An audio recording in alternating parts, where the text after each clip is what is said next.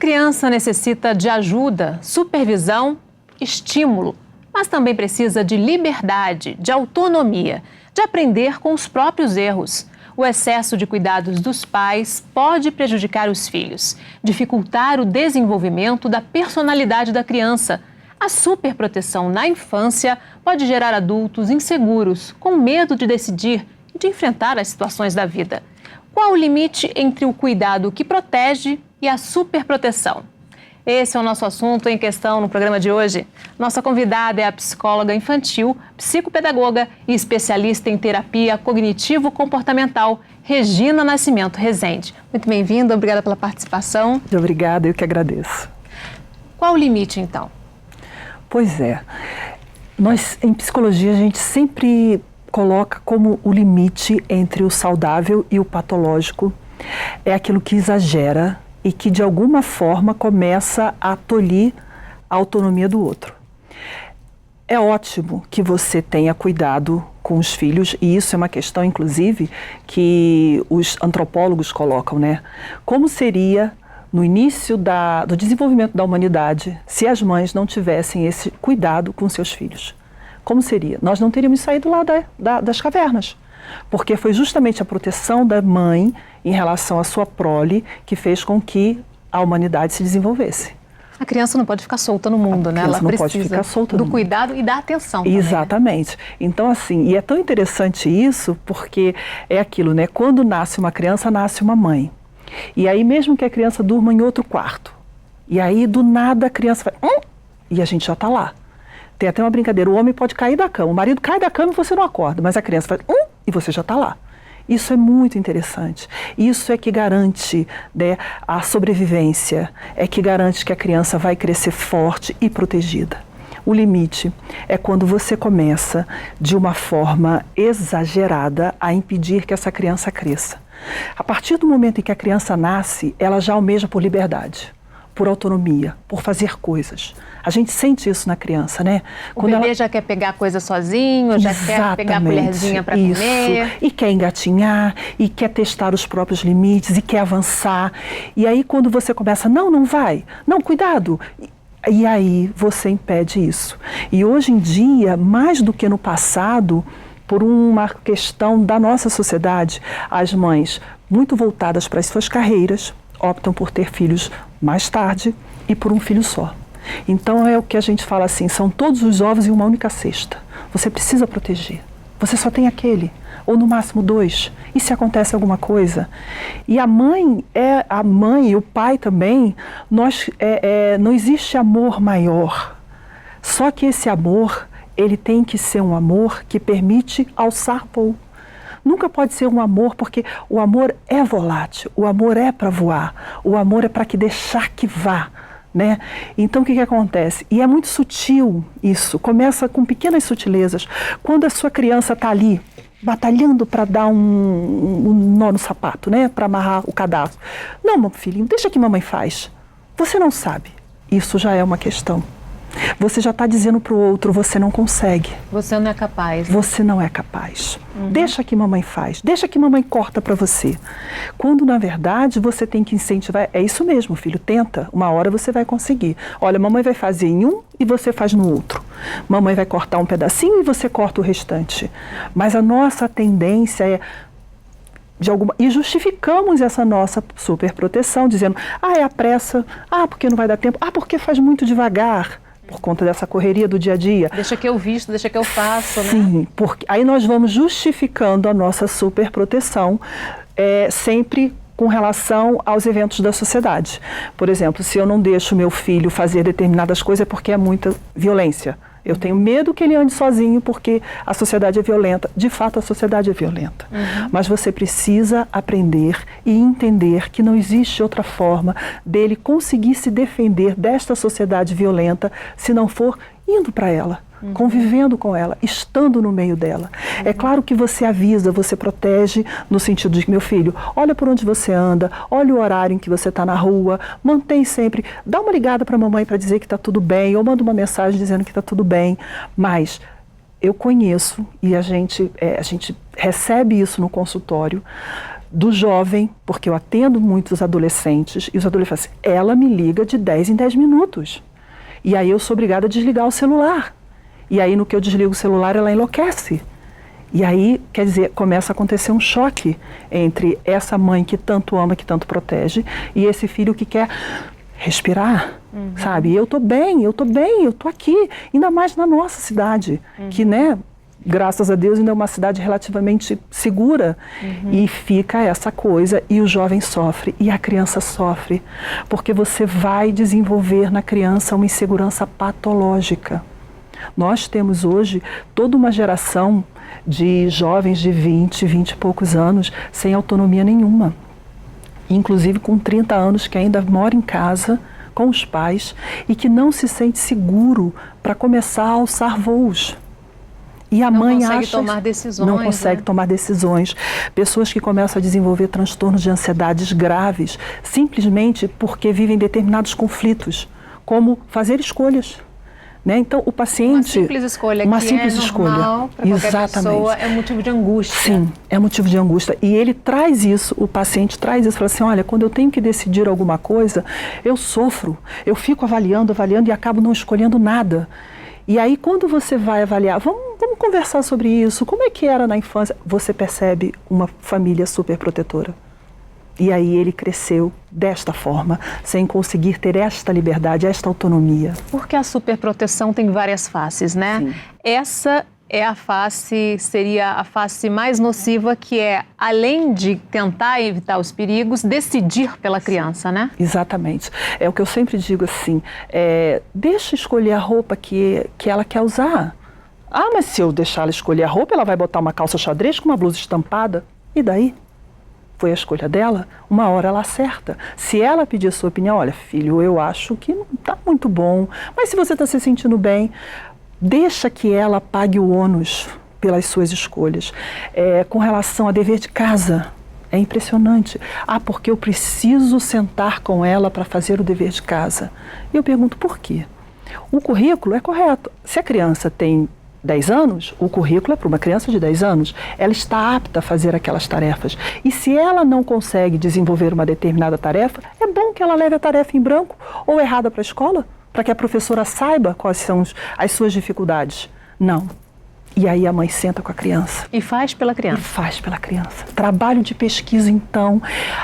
E aí, às vezes, a mãe, ansiosa no consultório, ontem eu fiquei até tarde da noite pesquisando na internet o trabalho que o filho tinha que fazer. Aí a gente, né? Como assim? Mas o trabalho era de quem? Não, o trabalho era dele. Mas a gente tem que ajudar, né? Tem que ajudar. Por que você tem que ajudar? E aí, até que a ficha caia, até que ela se conscientize, é uma dificuldade. E aí a gente justifica pelo amor. Ah, mas é porque a gente ama e a gente quer. É como se nós quiséssemos pavimentar. Eu também sou mãe, né? O desejo da gente é que eles jamais sofram, que eles nunca passem dificuldades, que eles sejam felizes e plenamente felizes, funcionais, realizados. Mas isso não é possível.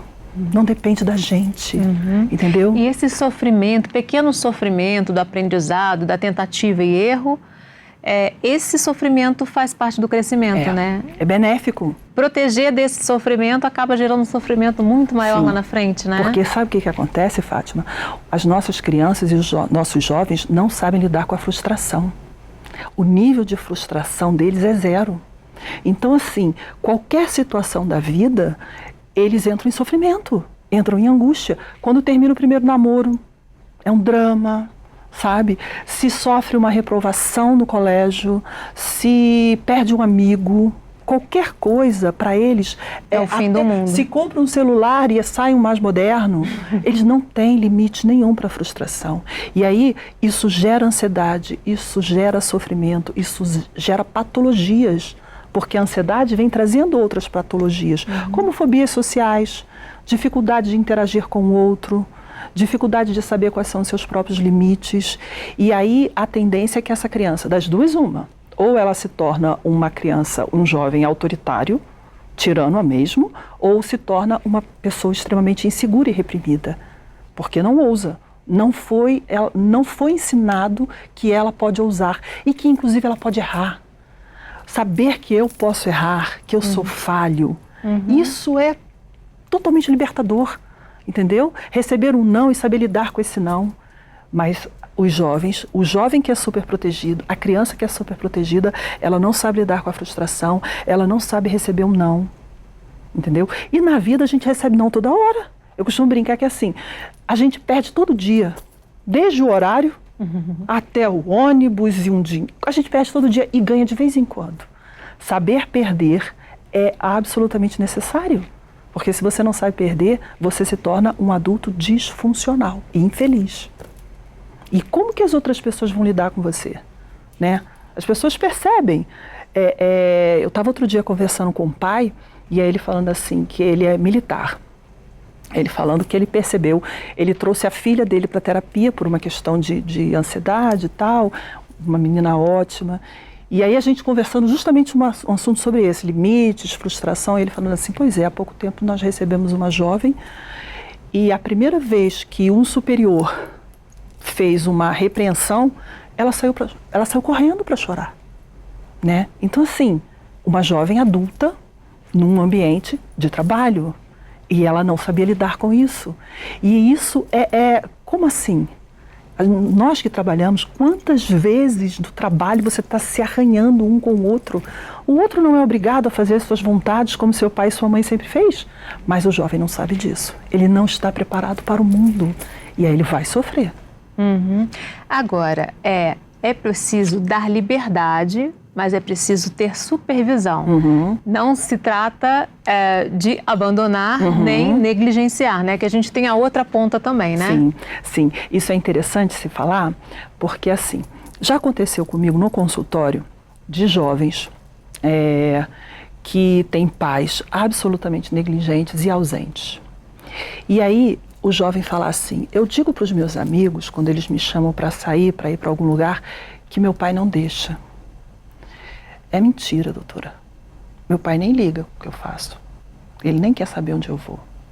E aí você... É a outra ponta, É a né? outra ponta. São e aí os extremos, né? Aí você vê a tristeza daquele jovem que ninguém se importa com o que eu faço. Porque é uma grande ilusão achar que o jovem almeja por liberdade total. Ele pode até ter isso no discurso, mas é balela. O que na verdade ele quer é uma liberdade com limites. Ou seja, eu quero ir à festa. Eu quero ir à festa, mas me é muito confortável que você me diga, vai, 3 horas eu estou na porta para te trazer.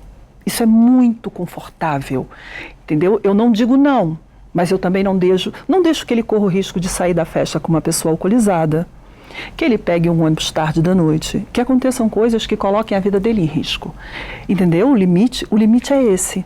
É aquele em que eu sei onde você está, eu dou corda, mas eu também sei como puxar. Eu deixo que você vá até aqui, porque eu tenho idade, eu sou mais madura, eu já passei por certas coisas, eu sei mais ou menos por onde você pode caminhar. Eu posso não saber o que é melhor para você, porque você é uma pessoa e eu sou outra, mas eu sei mais ou menos por onde você pode caminhar e da onde você não pode passar. E deixar isso claro para a criança, para o jovem, e eles compreendem. E se sentem acolhidos, se sentem confortáveis naquele papel. Deixa fazer escolhas, olha, e mostra as consequências. Você vai fazer isso? Muito bem. Vamos pensar o que pode acontecer se você fizer isso. Por exemplo, a criança decide, o jovem, eu quero trocar de escola. Não quero mais ficar nessa escola, por isso, começa a alegar N razões. Vamos pensar sobre isso. Vamos até a escola, vamos visitar. Você pode fazer com esse jovem negociação. Você está perto, você ajuda, você apoia, mas você não diz, não, você não vai porque eu não quero, porque lá tem uma turma que é muito perigosa, porque lá tem não sei o que, não sei o que. O tempo todo ensinando a criança a sentir medo do mundo, entendeu? Eu brinco assim, às vezes nós temos os nossos medos. Chega uma criança extremamente ansiosa porque desenvolveu medo no seu dia a dia, olha, ela é muito assustadiça, não vai para lugar nenhum, não conversa quase com ninguém. Assim, e aí você vai ver os pais. Tem medo de quê, os pais? Não, eu tenho medo, mas eu não falo nada. Não precisa falar. Por exemplo, se você tem medo de cachorro, e aí você está andando com a sua criança pela rua e passa um cachorro, você está de mão dada com ela, automaticamente você vai... Aperta a mão. Apertar a mão. Aquela criança já vai perceber, opa, ali tem algo, você não precisa falar. Entendeu? A criança é massinha de modelar. tudo que você faz, tudo que você diz e a forma como você diz, ela capta. E aí você passa para ela todas as suas coisas. Nós vamos fazer um rápido intervalo. No próximo bloco, a gente continua falando sobre superproteção. O Em Questão volta em instante. Até já.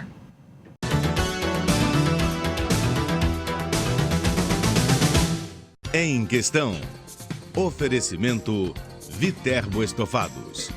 Nossos móveis, seu estilo. Em Questão. Oferecimento Viterbo Estofados. Nossos móveis, seu estilo.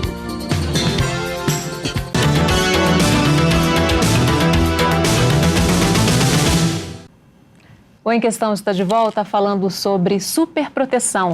Nossa convidada é a psicóloga infantil, psicopedagoga e especialista em terapia cognitivo-comportamental, Regina Nascimento Rezende. Regina, a gente falou da importância dos limites, né?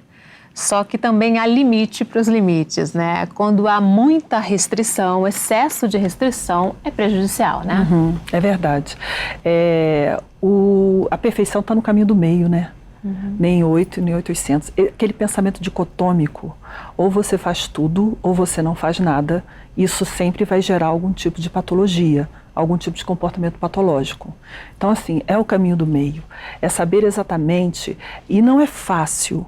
Jung, ele tem um termo que nós gostamos muito, que é a mãe suficientemente boa. O que é uma mãe suficientemente boa, né? O suficientemente é aquilo que nem excede e que nem falta. Se pararmos para pensar, nós vivemos numa sociedade em que não existe mais o suficiente, tudo é em excesso. Nós temos sapatos em excesso, roupas em excesso, não temos mais o suficiente. Perdemos a noção do limite. Perdemos a noção do limite. Então, a mãe suficientemente boa é aquela que apoia, a criança quer subir aqui nesse puff, né? Bom, ela pode cair, sim, ela pode, mas aí como que você consegue incentivar a autonomia sem tolir e sem deixar que ela corra risco? Você vai subir nesse puff? Olha, vai com segurança, cuidado, bota as duas mãozinhas, vai com o pezinho, devagar. Agora, o comportamento que vai gerar, você vai cair, cuidado. Meu filho, eu tô achando que você vai cair. Ou não deixa também, né? Ele cai. Porque sempre que você vai fazer alguma coisa já com esse peso, você erra. Não tem como, porque você vai inseguro. Entendeu? Então, assim, passar isso. E tem uma coisa... Ou impedi-lo de subir, Não, né? não vai subir aí, não. É outra coisa também que é ruim. Então, assim, deixa que ele explore, deixa que ele vá, fica por perto. Claro que não na beira do precipício, né?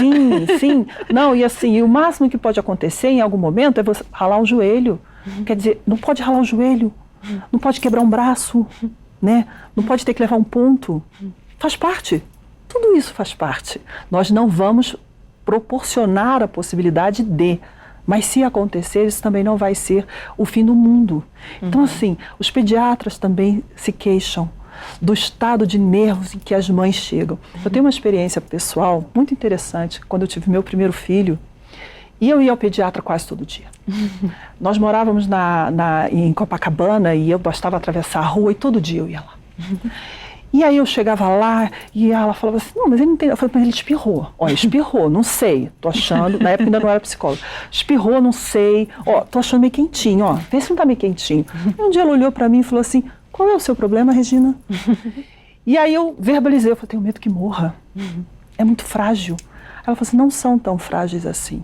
Vou passar um remédio para você. E eu lembro que ela me passou uns florais para que eu me acalmasse. Aquilo foi uma experiência. Não, e quando eu falei para ela um dia assim, ele não faz cocô? Não, ele não come. Essa criança não come. Aí ela perguntou assim, mas ele faz cocô? Eu falei, todo dia. Você está fazendo cocô, meu bem, é porque come. Você vê nesses detalhes como é que nós somos exagerados, como é que nós, às vezes, extrapolamos os limites do bom senso, inclusive. Né? Então, aos poucos, essa pediatra me ajudou muito, porque ela foi me ensinando a relaxar. Regina, relaxa. É necessário que seja assim, é assim que ele vai crescer. Ele está lutando, ele está se debatendo para conseguir o espaço dele. E eu, muito obediente, sempre fui muito obediente, eu fui meio que seguindo aquilo. Então, assim, e é preciso que você perceba isso, sabe? A mãe, o pai, observe-se. Às vezes o casal começa a ter em relação à educação do filho uma divergência de opinião. A mãe super protetora, o pai mais solto. Dá espaço para esse pai. Se você não consegue dar esse espaço, perceba-se que é exagerado o seu cuidado. Você chega a ser neurótica. Perceba-se que é uma neurose, o seu medo. Então dá mais espaço para esse pai. Abre para que ele possa permitir que essa criança explore o mundo ao seu redor. E o contrário também. Existem pais também muito superprotetores. Então é necessário que ele perceba que está exagerado, que a criança está ficando muito... E onde que a gente percebe isso, Fátima? Na escola. Às vezes, os professores chamam os pais porque a criança tem excesso de demanda no colégio. Quer que faça tudo por ela. Entendeu? Chora o tempo inteiro. Se faz um risco na folha, olha tia, eu fiz isso aqui. Tia, isso assim, assim, assim. Tia, não sei o que. Querendo ou atenção, aprovação, elogio em excesso. Sabe a criança chata? Aquela criança chata. Está o tempo todo ali. A gente evita de colocar esse rótulo na criança, mas a mãe, a professora sente que existe ali uma questão em relação àquela criança. Ela não é autônoma de fazer algo e falar assim, bom, meu desenho, gostei dele. Ela precisa de aprovação. Ela precisa de aprovação. Porque o tempo inteiro ela está, entendeu? Em casa as pessoas estão aprovando ela o tempo inteiro. O contrário também é horrível. Quando a criança faz qualquer tipo de produção e aquilo é negligenciado e nem visto. Ninguém dá atenção. Não dá atenção, ninguém valoriza. O amor dificilmente estraga o ser. O amor é sempre melhor do que o desamor. Sempre. Né? Eu lembro uma vez eu conversando com uma educadora, ela trabalhava no Cardoso Fontes, e eu conversando, eu era ainda com os meus 2 pequenos, e ela falou assim, Regina, nunca recebi uma demanda de aluno porque foi muito amado. Só daqueles que não são amados. O amor é bom. Nós não estamos aqui julgando o erro do amor. Agora, o seu amor tem que ser um amor que liberta, não um amor que aprisiona, que diz para o outro, você não é capaz, eu sou melhor que você, eu consigo escolher por você. Isso não é bom, porque a criança vai crescer um jovem inseguro, infeliz, angustiado e sempre precisando que o outro faça por ele. E o mundo não está aí para fazer nada para a gente. Nós precisamos cavar as nossas coisas, né? Conquistar os nossos espaços. É criar esse filho pensando no futuro dele, né? Sim.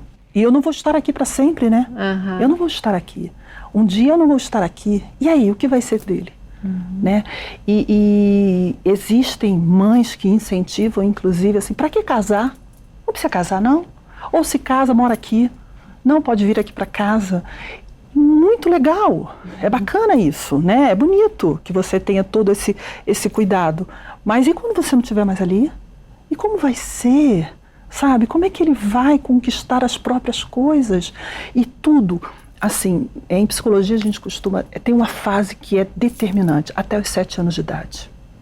Até os 7 anos de idade você tem que aprender muita coisa. Uma delas é a autonomia. Capacidade de escolha, de tomar decisões. Filho, você pode. Filha, vai, sim, mamãe está aqui, se der alguma coisa errada, a mamãe vai ajudar. Mas você tem que tentar fazer isso sozinha, entendeu? Isso é muito determinante, isso é muito libertador, isso é formador de personalidade e de caráter. Personalidade forte, caráter. Entendeu? Isso é absolutamente necessário para a formação do ser. Um ser psiquicamente equilibrado. Saudável. Saudável e funcional, que é o que nós queremos para eles. Tudo que a gente quer para eles é isso. Né? Eu fico imaginando você com um filho 40 anos, 35 anos em casa. Por que acontece? Nós temos gerações inteiras de jovens que fizeram 2, 3, 4 faculdades e ainda não trabalham. Entendeu? Porque não tem um trabalho à altura. Nenhum trabalho é bom o suficiente. Por trás dessa exigência, existe assim, um medo de enfrentar o mundo. E aí vai para a terapia e o trabalho é tão mais difícil. É tão mais difícil que esse adulto tenha esse insight. Ou então casam-se e os casamentos são absolutamente conflituados. Porque vamos imaginar que também seja uma esposa que foi super protegida e um marido que é super protegido, que foi super protegido. São pessoas extremamente egoístas, né? Cada um só vive em função do seu próprio umbigo e das suas próprias necessidades. Não desenvolve empatia. Muitas vezes o jovem que é muito super protegido, ele não desenvolve empatia. O que é empatia? A capacidade de se colocar no lugar do outro.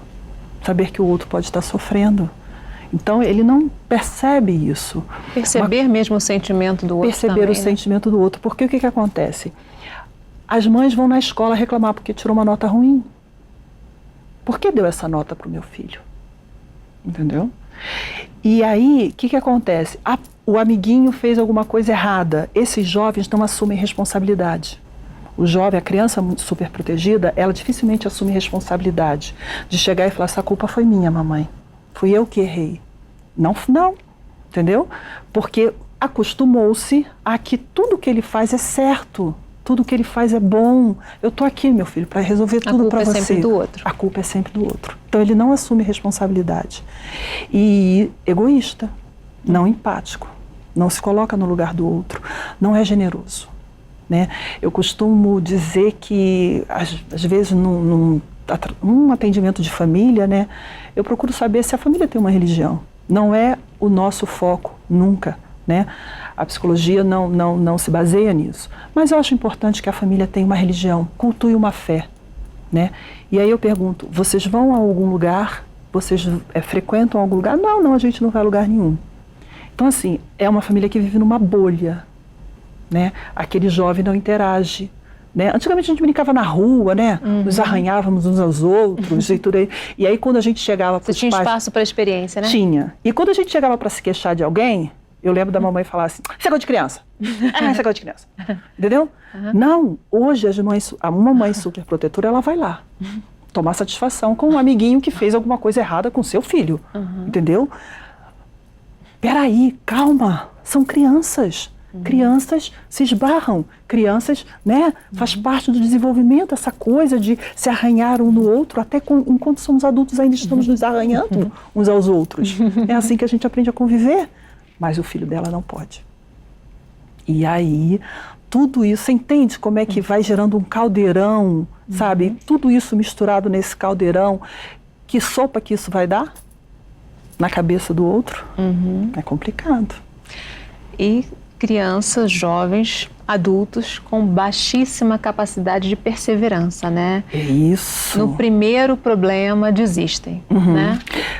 Baixíssima capacidade de perseverança, baixa autoestima, sabe? Porque por trás de tudo isso você desenvolve uma autoestima muito frágil. Se eu não posso, se eu não pude fazer escolhas, se eu não posso errar, é porque eu não tenho capacidade. Então, assim, são infelizes. Eu gosto muito de um texto, acho que é do Rubem Braga, não sei se você conhece, Fátima, é O Menino e o Tuim. É uma história linda, que conta a história de um menino que se apaixona por um tuim. O tuim é uma ave de bando. E ele fica muito angustiado e com medo de perder o seu tuim. E acontece muitas coisas com ele e esse tuim, até que um dia ele, muito preocupado que o tuim se vá, ele corta a ponta das asas do tuim. O tuim não voa mais, inclusive não foge do gato. E quando ele chega, uma hora no quintal, ele só vê as penas do tuim, o sangue no chão e o gato pulando o muro. Eu gosto dessa história, porque ela é uma alegoria muito boa. Se você corta as asas do tuim, você tira dele a capacidade de se defender. Entendeu? Ele podia não cortar as asas do tuim e correr o risco de perder o tuim. Entendeu? Para o mundo, mas não para o gato. E aí, eu conto às vezes essa história e falo assim, escolhe para quem você quer perder o seu tuim. Para o mundo ou para o gato? Para o mundo ele pode voltar, sim, né? E ele vai estar feliz cumprindo o papel, sim, né? Voando. Quando ele quiser, eu venho te visitar. Eu vou estar inteiro. Eu estou vivo. Para o gato, não tem mais chance. Entendeu? Então, não corte as asas. Permita que erre, permita que tire nota 0, permita que receba uma bronca, que fique de castigo, sabe? Que não ganhe um celular de última geração, que machuque, rale o joelho, que precise engessar o braço. Faz parte. esteja sempre do lado, supervisionando. Sim, para juntar os caquinhos, né? A gente junta os caquinhos, mas deixa que quebre. Deixa que quebre. Ok, nós vamos fazer mais um rápido intervalo. No próximo bloco, a gente continua falando sobre superproteção. O Em Questão volta em instantes. Até já.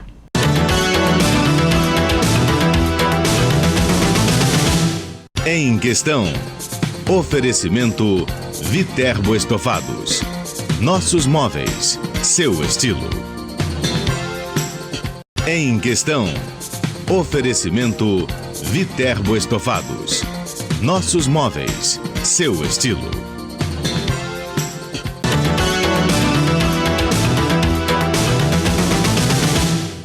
O Em Questão está de volta falando sobre superproteção. Nossa convidada é a psicóloga infantil, psicopedagoga e especialista em terapia cognitivo-comportamental, Regina Nascimento Rezende.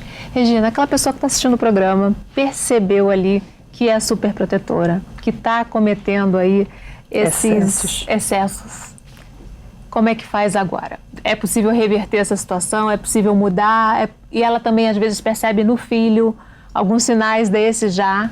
O que a gente faz? Bota o pé no freio, né? Quando a gente vai muito acelerado, a gente bota o pé no freio. Começa a pensar o que eu faço que ele já poderia fazer. Hoje em dia, pela internet, né, existem N coisas. Assim, acho muito legal quando aparece na internet. O que uma criança de 3, 4 anos já pode fazer? Tarefas de casa, entendeu? O filho superprotetor, ele não faz muita coisa em casa, não. Normalmente não faz nada. Então, começa a dar algumas coisas para ele fazer. Você arruma sua cama, você chega da escola, não deixa a sua roupa assim. Você arruma em tal lugar. Não sou eu que vou ficar catando, entendeu? Coisas assim. E também, se eu fico nervosa quando ele está comendo, se vai se sujar, se vai se machucar, como meu coração dispara, se meu coração dispara, se minha mão fica suada, quando meu marido briga com ele, se aquilo dói em mim, porque tem isso também, eu escuto essa demanda no consultório, nossa, eu não gosto que meu marido brigue com ele, olha que é pai, hein? Não gosta, porque ninguém pode brigar. Então, começa a se perceber, se observa, olha para dentro de você, o quanto aquela criança te gera uma ansiedade, porque o seu amor parece que vai doer. Sabe um amor que dói? Aquele amor que dói, eu não consigo relaxar. Hoje já existe o termo da mãe helicóptero. Né? A mãe helicóptero é aquela que faz muito barulho e fica o tempo inteiro monitorando aquela criança. Perceba se você é essa mãe helicóptero que fica o tempo inteiro ansiosa e angustiada monitorando essa criança. Bota o pé no freio. Respira. Se perceber que essa mudança é muito difícil, você não consegue ela sozinha, né? Porque você já tem a sua ansiedade, porque é aquilo. Vamos imaginar, a ansiedade é quase que... A ansiedade e a depressão é o mal do século. Né? Se você já era uma pessoa ansiosa e com o nascimento do seu bebê, do seu filho, da sua filha, você se tornou mais ansiosa ainda, procura ajuda. Procura ajuda, porque essa sua ansiedade, você vai passar isso para a criação da sua criança, vai torná-lo uma criança insegura e ansiosa também. Então, assim, pensa nas suas questões. É bom para você ser assim? Então, se não é bom, não queira isso para ela. E aí começa a botar o pé no freio, procura ajuda, faz alguma coisa, sabe? Procura uma terapia para aprender a relaxar. Porque, assim, se você é muito medrosa, medo é mau conselheiro. Medo é mau companheiro, entendeu? Então, assim, relaxa. E, eu não consigo relaxar sozinha. Então, procura ajuda. E começa a observar o que as pessoas dizem. Como é que a sua criança se comporta numa festinha de aniversário? Como é que se comporta no meio dos amigos? Quais são as demandas que você recebe da escola em relação ao comportamento dele? Lê aquele relatório, mas lê de forma imparcial. Sabe? Não coloca a responsabilidade. Essa professora não sabe o que está dizendo. Não conhece meu filho, não sabe. Entendeu? Então, perceba que aquela pessoa pode estar, na verdade, querendo contribuir para a formação da sua criança. E fica atenta. Você já começou a falar aí. Nunca faça o que a criança já pode fazer sozinha. Sim. Né? Ela tem que fazer sozinha o que ela já tem capacidade. Então, vamos começar com as dicas aí. A mãe já... Ela tem que perceber que para cada faixa etária, para cada momento de desenvolvimento, a criança já é capaz de dar o seu passo, né? E é assim que ela tem que ir transferindo as coisas para essa criança, né? Sim, exatamente. Tem aquele pensamento que no início a mãe faz tudo pelo filho, depois ela faz junto, Sim. e depois ela só observa e supervisiona, e a criança faz, né? É isso mesmo, é bem por aí mesmo. Vamos dar uns exemplos aí? Olha, de dicas de como a mãe deve atuar? Uma criança com seus 5, 6 anos já pode escolher a roupa que vai usar, entendeu? Uma criança de 7 anos já pode tomar banho sozinha. Você já ensinou ela como tomar banho sozinha. Uma criança dessa idade já come sozinha, inclusive de garfo e faca. Ela já tem, né, os movimentos, a coordenação motora dela já está apta para isso, entendeu? Existem questões, por exemplo, a mãe superprotetora, ela não tem coragem de tirar a chupeta no tempo certo, porque ela tem pena da criança. Ai, coitadinho, ele é tão feliz com a chupeta dele. Ela tem dificuldade para tirar o seio. E aí você vê aquela criança, 3, 4 anos, ainda mamando no seio. E aí quando você fala, olha, tá demais, no máximo até tal idade, já passou. E tudo é muito difícil. Então assim, as dicas são muitas. Agora, é aquilo que eu falei, existe uma tabela básica. De 0 a 6 meses, de 6 meses a 1 ano, de 1 ano a 3 anos, né? Pesquisa isso e vai percebendo. É claro que nós estamos falando de crianças cognitivamente, né, normais, entre aspas, né? Crianças que não têm nenhum tipo de comprometimento físico, neurológico, psicológico. É claro que se estamos falando de uma criança, de repente, com Down ou uma criança autista, esse limite vai ser ampliado. Mesmo assim, também com parcimônia. Porque o que acontece? Isso dá outro programa, Fátima. A mãe da criança especial. Essa, então. Entendeu? Porque a criança especial já é uma criança que gera o dobro da demanda. Mas ela também tem que aprender a ser minimamente funcional. E aí, porque a criança tem uma determinada deficiência, essa mãe, aí a superproteção é absurda, é absurda. É sempre ensinar, dar um instrumento para a criança, né? Ensinar, tá ali ajudando para que ela possa caminhar sozinha, Isso, né? Caminhar sozinha, fazer suas escolhas, ter opinião própria, né? Permitir que ela verbalize. Filho, você quer fazer isso sozinho? Eu quero. Porque a criança fala, deixa que eu faço. Né? A criança tem essa coisa. E aí você, não, mamãe vai fazer para você. Tem uma hora que ela para de falar. Entendeu? E ela já espera que você faça. Exatamente. Porque aí ela já introjectou a ideia de que ela não consegue. Entendeu? Ela já aprendeu essa lição. Ela não consegue. Ou senão a criança tenta fazer sozinha e a mãe põe defeito naquilo, não foi certo. É outro grande erro, porque assim, nossa, essa cama que você arrumou ficou horrível. Deixa do jeito que ela fez, sabe? Mãe perfeccionista, sabe? Não cobra essa perfeição das coisas que a criança faz. Ela faz do jeito dela. Se a árvore ela pintou de azul, é porque ela vê a árvore azul, ela ama azul. Mas as árvores não são azuis, meu filho. O tronco é marrom e a copa é verde. Onde é que está escrito isso? Onde é que está escrito isso? Deixa que faça, deixa que erre, dê essa liberdade, entendeu? Essa autonomia de pensamento, de fazer escolhas. Isso é que é fundamental, porque a criança quer isso. A partir do momento que ela nasce, ela já está pedindo isso. Eu não sei se você viveu essa experiência do neném que nasce eu, né? E o pediatra tenta se botar ele sozinho e ele se agarra ali nos dedos do pediatra. Isso eles fazem com o recém-nascido. É um teste que deixa a gente até meio assim apavorada. Você vê como é que já tem ali um instinto e um impulso de se defender. No fundo, a criança tenta se defender dessa mãe superprotetora. Mas chega uma hora que ela desiste. E aí, quando ela desiste, a gente já tem um problema muito sério. Porque ela tenta, a criança se debate com isso. Ela não quer ficar ali. Ela não quer ser criada dentro do cercadinho. Ela quer se sujar, ela quer se lambuzar. Ela quer passar o feijão na testa, entendeu? E a mãe não deixa.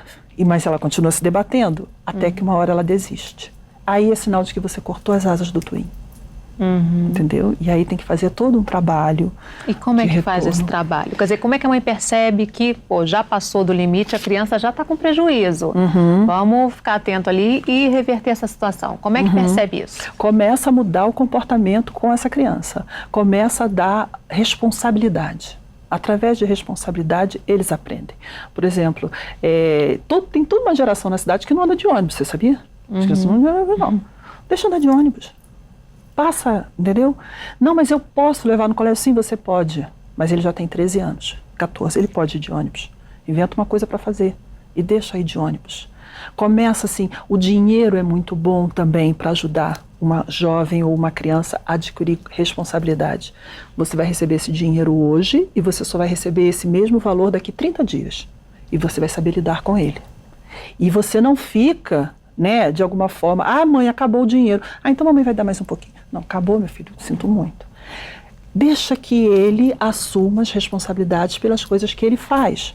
E você vai, entendeu? Trabalhando isso, com dinheiro, com liberdade, com responsabilidade. Quem foi que fez isso? E se você sabe quando a criança está mentindo, entendeu? Eu costumo dizer assim, que se você não faz a criança chorar quando pequena, quando ele for adolescente, quem vai chorar é você. Porque aquela criança autoritária, um pequeno tirano, porque você tudo faz por ele, e ele já aprendeu que ele é o dono do mundo, né? Aquela criança de 8 anos um dia vai ter 13, 16. E como você vai lidar com um jovem desse aos 16 anos? E se ele é extremamente inseguro, ansioso, sem autoestima, um dia ele vai ter 25 anos e vai continuar inseguro, infeliz, sem autoestima. E como você vai lidar com ele? Como você vai empurrar, né, essa criança para o mundo? Os animais são muito sábios, né? A ideia da águia, né? Está lá no alto da montanha e quando ela percebe que já está grandinho isso aqui para ficar comendo as minhas custas, ela empurra da pedra, ela não quer saber. Entendeu? E eles voam. Ela sabe o momento certo. Mãe tem intuição. Mãe sente. Está pronto. Mas a gente às vezes faz ouvidos moucos porque nós queremos fazer por eles. Então a nossa intuição diz, não é certo, não é esse o caminho, mas eu continuo fazendo. Porque eu gosto tanto dele, porque eu amo tanto, eu quero tanto que ele seja feliz. E não percebe que seu amor está sendo tóxico, exagerado. E cheio de angústia, né? Porque a mãe superprotetora, ela é muito angustiada, ela não relaxa. É o helicóptero. Esse adolescente, que foi uma criança vítima de superproteção, ele também tem mais tendência a se envolver com coisas perigosas. Sim, porque não tem capacidade de discernir. Ele não sabe discernir, muitas vezes, o que é certo e o que é errado. Porque ele foi super protegido de informação também, né? Ele não precisa saber disso. E então ele se deixa levar. E muitas vezes, veja bem, se um jovem tem baixa autoestima e ele quer muito fazer parte do grupo, adolescente precisa de tribo. Então, assim, ele tem baixa autoestima, ele nunca fez escolhas, ele tem dificuldade de tomar decisões sozinho e de dizer não, né? E aí o grupo começa a envolvê-lo e ele quer ser aceito. E ele vai com o grupo. Ele se submete àquela situação para fazer parte do grupo. E se for inseguro e se tiver problema de ansiedade e a droga passar pelo caminho dele, eles vão viver um caso de amor, né? Porque a droga faz com que você se sinta super poderoso, pelo menos por aquele curto período, e você vai viver querendo aquela sensação, né? Então, até para defendê-lo dele mesmo, você precisa permitir que ele cometa os próprios erros. Seja mais sensata, sabe? É a coisa do botar o pé no freio mesmo. Bota o pé no freio, sabe? E deixa a criança viver e crescer. Pensa em você, entendeu? Pensa em você. Se você não foi uma criança tão super protegida, né? E normalmente nas gerações passadas não foi tanto assim, pensa sobre isso. O que aconteceu com você? O que isso foi prejudicial? E tenta repetir aquilo que foi bom e tira aquilo que foi ruim. Mas repete aquilo que foi bom. Meu pai sempre dizia que eu podia tudo. Meu pai deixava que eu fizesse as coisas. Mesmo quando eu errava, ele dizia assim, é isso mesmo, minha filha. Errou, levanta, sacode a poeira e dá a volta por cima. Resiliência, que é, né? O que é uma pessoa resiliente? A resiliência é um termo que a gente tirou da física e colocou na psicologia. Os materiais resilientes são aqueles que, quanto mais submetidos à pressão, mais fortes ficam. Voltam da mesma forma. O que é um ser humano resiliente? É aquele que sofre, que passa pelas frustrações, pelas angústias da vida e vai se tornando cada vez melhor. Melhor. entendeu? E isso é muito bacana. Então, hoje em dia, já existem escolas e projetos de governos, tanto aqui no Brasil quanto no exterior, para desenvolver a resiliência nas nossas crianças, porque isso é fundamental. É fundamental que você seja uma pessoa resiliente, que saiba suportar as agruras da vida de cabeça erguida, né? E que saiba dar a volta por cima. Do contrário, você se deixa bater. E existem pessoas assim. E aí a gente se pergunta, poxa, fulano passa por isso e está aí. O outro, olha lá. É a diferença. Esse é resiliente, esse não é. Entendeu? Então, pensa sobre isso, pesquisem sobre resiliência, como tornar um jovem resiliente. Tem artigos maravilhosos na internet, no Cielo, que é um site muito confiável. Como tornar uma criança resiliente, como criar um adolescente resiliente. Está tudo lá. E se precisar, procura ajuda, né? Sim, procura ajuda. Tá certo. Infelizmente, nosso tempo terminou. Agradeço muitíssimo a sua participação, Regina. E a gente tem um encontro marcado no próximo Questão. Espero você. Até lá.